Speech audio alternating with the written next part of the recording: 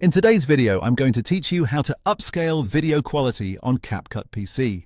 If your screen recording looks a little blurry, soft, or pixelated, and you want to make everything look sharper and easier to read, this is a very simple method you can use inside CapCut on your PC.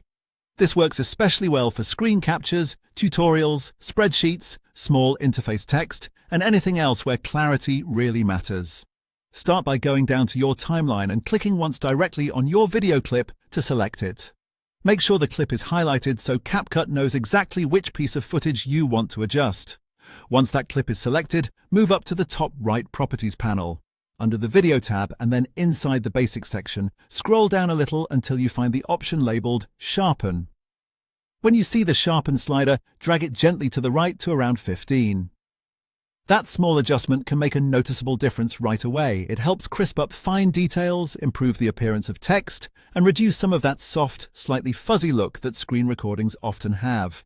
Try not to push it too far because too much sharpening can make edges look harsh or unnatural. Around 15 is a solid starting point for a clean, balanced result.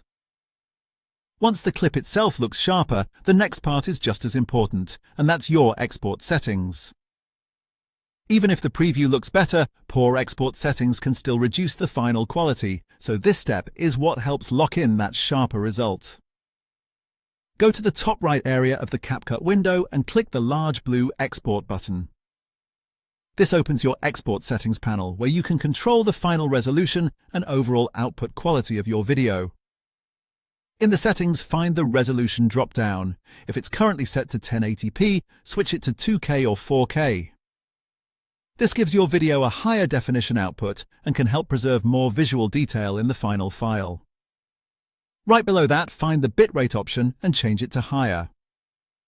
This is important because bitrate controls how much visual data is retained during export, and using a higher setting helps maintain clarity, especially for text and detailed screen elements. Also make sure the codec is set to H.264.